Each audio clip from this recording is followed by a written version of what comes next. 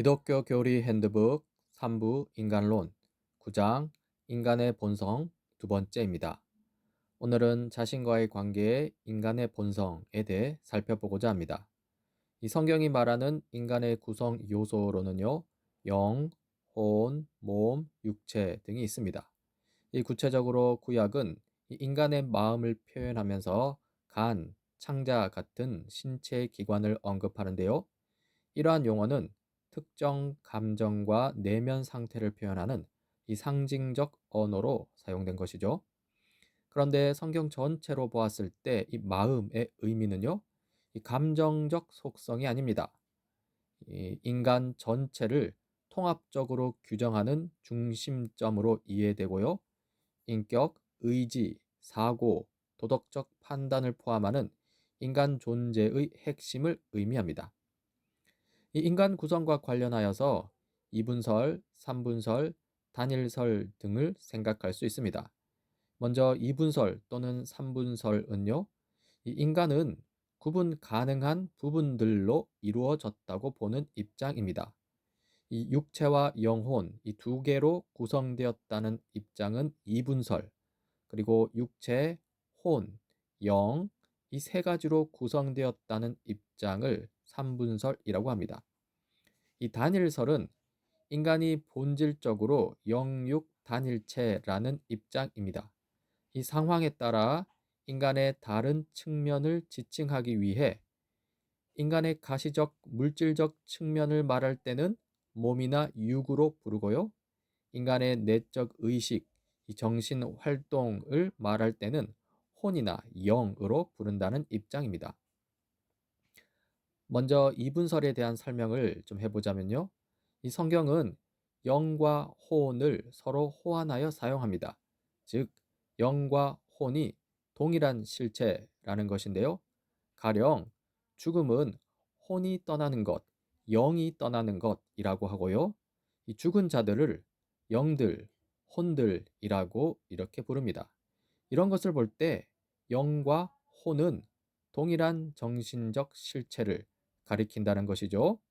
그래서 인간은 육체와 영, 이렇게 육체와 혼, 이 두 가지로 이루어졌다고 보는 것입니다. 이러한 이분설에 대한 설명은요, 영과 혼을 구별하는 삼분설에 대한 비판이 되기도 합니다. 이제 인간이 육체, 영, 그리고 혼 이 세 가지로 이루어졌다는 삼분설에 대해 평가해 보자면요. 이 히브리서 4장 12절과 데살로니가전서 5장 23절을 이 삼분설의 근거로 내세우지만 그러나 결정적이진 않습니다. 먼저 히브리서 4장 12절 하나님의 말씀은 혼과 영을 찔러 쪼개기까지 하나니 라는 구절은요. 이 혼과 영이 실제로 따로 존재한다는 의미이기보다는 이 하나님의 말씀이 인간의 모든 측면을 남김없이 드러낸다는 의미입니다. 그리고 데살로니가 전서 5장 23절 우리 주 예수 그리스도께서 오실 때에 여러분의 영과 혼과 몸을 흠이 없이 완전하게 지켜주시기를 빕니다. 라는 구절은요. 이 영, 혼, 이 몸이 따로 존재한다는 의미라기보다는요. 이 하나님의 능력이 전 인격을 거룩하게 하신다는 의미이지요. 이 삼분설과 관련하여 워치만 니의 삼분설이 유명합니다. 이 워치만 니의 삼분설은요. 인간 인격이 중생 이전에는 이분적, 즉 몸과 혼으로만 이루어졌다가 중생 이후에 삼분적 형태, 즉 몸, 혼, 거기에 더하여 영으로 바뀐다고 주장합니다. 이때 중생을 통해서 이 인간 인격에 영이라는 새로운 요소를 추가하는 것으로 보이는데요. 이러한 삼분설의 첫 번째 문제점은요. 이 중생 이후에 신자의 본성 안에 생기는 제3의 요소, 즉 영이라는 것이 바로 성령 하나님이라는 추론을 조장할 경우에 문제가 됩니다. 그럴 경우 이 신자가 신자의 일부로서 하나님을 소유한다는 신성 모독의 오류에 빠지기 때문입니다. 그리고 두 번째 문제점은요. 이 신자가 제3의 요소로서 성령 하나님을 본질적으로 소유한다고 주장할 경우에 이 개인이 이것을 기초로 자기 정신에서 나온 것을 이 하나님의 영에서 온 것으로 주장할 수 있다는 점입니다. 그럴 경우 그 신자는 그 영으로부터 온 것을 받아들인다는 핑계로 이미 객관적으로 확립된 성경과 교회의 이 필수적 가르침을 무시할 수 있는데요. 이것은 위험합니다. 지금까지 2분설과 3분설을 살펴보았는데요. 이 오늘날은 2분설, 3분설 논의가 이 대체로 인격의 단일성을 강조하는 방향으로 바뀌고 있습니다. 이 사람은 둘이든 셋이든 여러 부분들로 구성된 것이 아니라 영혼과 육체의 단일체라고 하는 것이죠. 이 대표적으로 이중양상적 이론론이 있습니다. 이 이중양상적 이론론은 물리주의적 이론론과 구별되어야 하는데요. 물리주의적 이론론에 따르면 존재하는 것은 오직 물질뿐이고요. 따라서 인간 존재 역시 물질적 시스템에 불과합니다. 영혼을 부정하죠. 이 정신이나 혼 같은 것은 없고요. 오로지 뇌와 중추신경계만이 존재한다고 주장합니다. 하지만 이중양상적 이론론은요, 이 인간이 영혼과 육체의 단일체임을 주장하면서 이 물리주의적 이론론처럼 영혼을 부정하지는 않습니다. 이중양상적 이론론에 따르면 성경이 인간에 대해서 사용하는 몸, 혼, 영, 마음, 정신 등의 용어는 이 한 인간을 바라보는 다양한 방식으로 간주되어야 한다는 것이죠. 이중양상적 이론론이 내세우는 이 성경적 근거는요, 이 성경적으로 볼 때 이 몸의 부활이라는 성경 교리가 분리할 수 없는 인격의 단일성을 분명하게 증거해 준다는 것입니다. 즉, 그리스도 안에 있는 인간은요, 장래에도 지속적으로 단일한 정체성을 지니는 바 영육 단일체를 주장하는 이중양상적 이론론이 맞다는 것이죠. 이 이중양상적 이론론자는 이원론을 비판하기도 하는데요. 이원론을 비판하는 첫 번째는 영혼과 육체를 구분하는 이원론의 관행이 비성경적인 헬라 철학, 특히 플라톤주의가 교회 전통에 미친 영향력에 의한 것이라는 비판입니다. 여기서 플라톤주의는요, 이 인간을 육체와 영혼 두 부분으로 분리할 수 있다고 보았고요. 그러면서 이 문제가 되는 주장은 인간이 죽으면 영혼이 육체에서 해방된다고 주장합니다. 이 어두운 육체의 감옥에 갇혀 있던 인간 속의 신적 불꽃이 즉 영혼이 육체의 붕괴와 함께 진정한 세계로 넘어간다는 식으로 주장하죠. 이것은 잘못된 주장입니다. 이원론에 대한 비판 두 번째는요.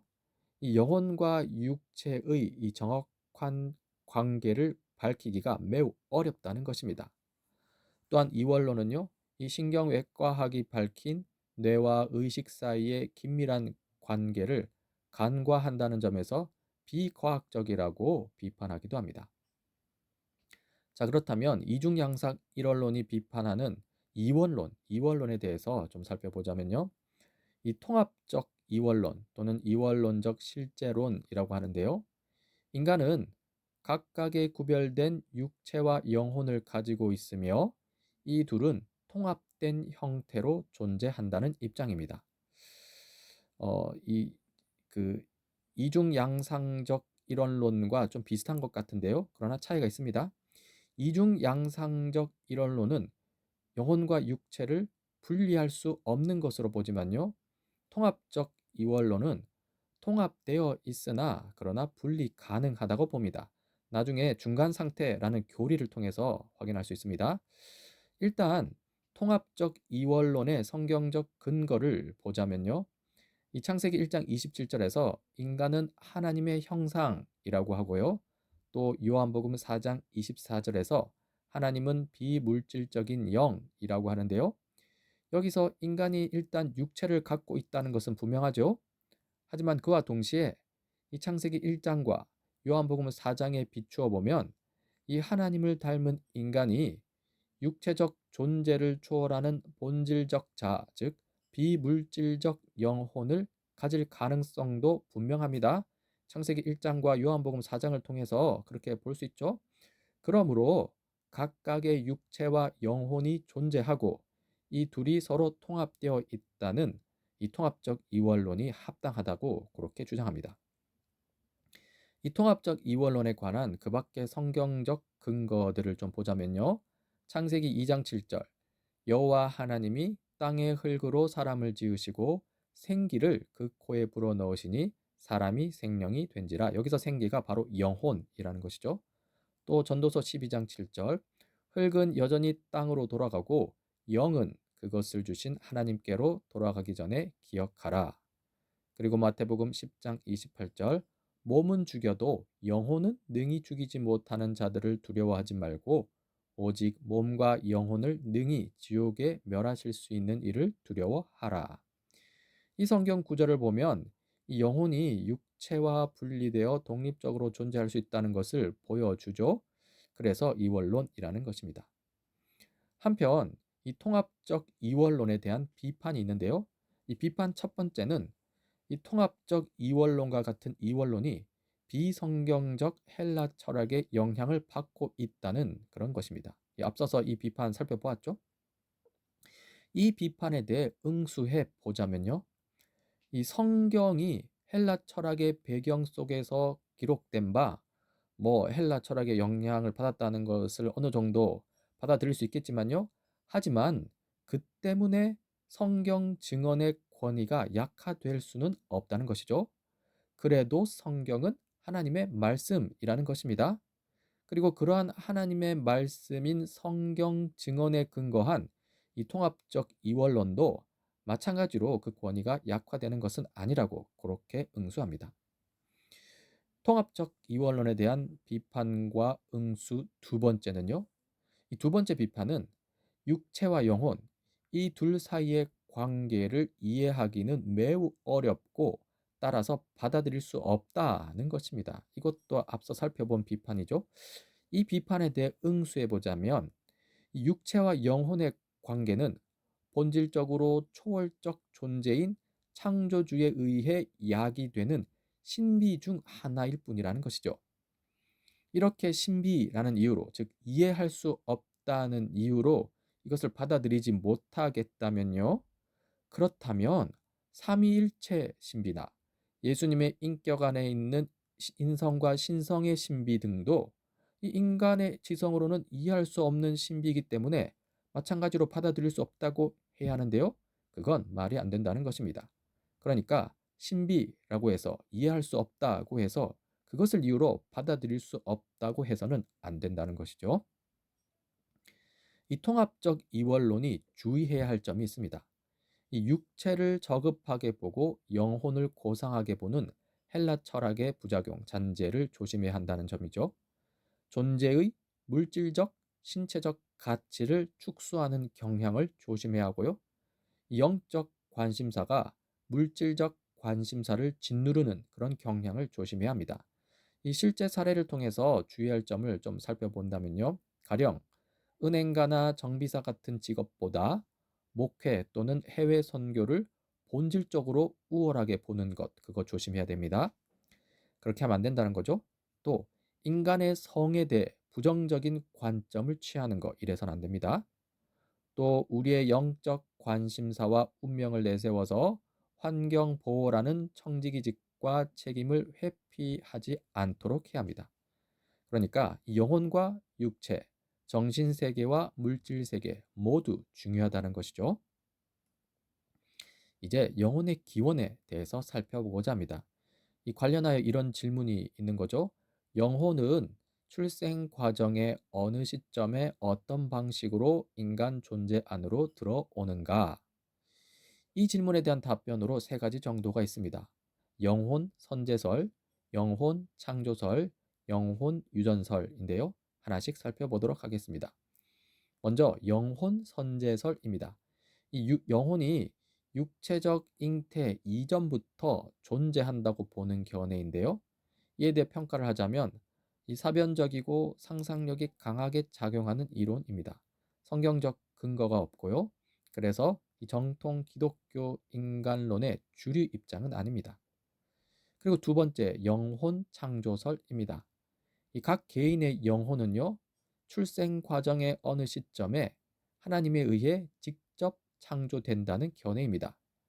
이 영혼은 부모에게서 전이되는 것이 아니라 하나님의 직접적 창조 행위의 결과라는 것이죠. 이에 대한 성경적 근거로는 창세기 2장 7절, 주 하나님이 땅의 흙으로 사람을 지으시고 그의 코에 생명의 기운을 불어넣으시니 사람이 생명체가 되었다. 요 구절들인가? 또는 스가랴 12장 1절, 주님의 말씀이다. 하늘을 펴신 분, 땅에 기초를 놓으신 분, 사람 안에 영을 만들어 주신 분께서 말씀하신다 등이 있습니다. 이 영혼 창조설을 평가해 보자면요, 이 앞서서 제시된 성경 본문들은 영혼의 직접 창조를 암시할 수는 있습니다. 하지만 이를 명확히 입증하는 결정적 증거라고 보기는 어렵다고 평가합니다. 마지막으로 영혼 유전설입니다. 이 영혼은 몸과 함께 인간의 부모로부터 유전 전달된다는 견해입니다. 이 개인마다 하나님이 새롭게 영혼을 창조하시는 추가 행위는 없다고 봅니다. 하나님께서 직접 창조하신 행위는 아담밖에는 없다는 거죠. 그 이후로는 다 유전되었다고 봅니다. 인간 전체, 이 몸과 영혼은 출산을 통해 연속적으로 전해진다고 보고요. 이 영혼도 생물학적, 인격적 계승의 일부로 이해됩니다. 이 성경적 근거로는요, 사도행전 17장 26절, 그분은 인류의 모든 족속을 한 혈통으로 만드셔서 온 땅 위에 살게 하셨습니다. 또는 로마서 5장 12절, 한 사람으로 말미암아 죄가 세상에 들어왔고 또 그 죄로 말미암아 죽음이 들어온 것 같이 모든 사람이 죄를 지었기 때문에 죽음이 모든 사람에게 이르게 되었습니다. 같은 구절이 있습니다. 이 영혼 유전설에 대해 평가해 보자면요, 인류가 아담 안에서 하나의 연합된 존재임을 잘 드러내고요. 그리고 또 원죄와 이 죄의 보편성을 좀 설명하기 쉬운 점이 있습니다. 이제 이 인간 구원 구성과 관련하여 좀 현재 논의를 살펴보면서 마치고자 합니다. 전체적으로 오늘날에는 이론론이 강세입니다. 대표적으로 이중양상적 이론론이 있었죠. 이 성경이 강조하는 인간 인격의 통일성, 그 통일성에 대한 인식이 확대되고 있고요. 그래서 영혼과 몸을 분리된 실체로 보기보다는 본질적 인간을 가리키는 서로 다른 표현 방식으로 이렇게 이해하려는 경향이 강합니다. 그러나 한편 이원론의 강점은 여전한데요. 그러니까 통합적 이원론의 강점이겠죠. 이 성경적 관점에서 영혼과 육체의 구별에 관한 성경적 근거가 명확합니다. 마태복음 10장 28절이나 앞서 살펴본 성경 구절들이 있죠. 또 신학적 관점에서 특히 이 중간 상태, 그러니까 예수님이 재림하시기 전에 지금 죽은 신자의 영혼의 상태를 설명하려면 통합적 이원론을 상정할 수밖에 없는 그런 것이 있죠.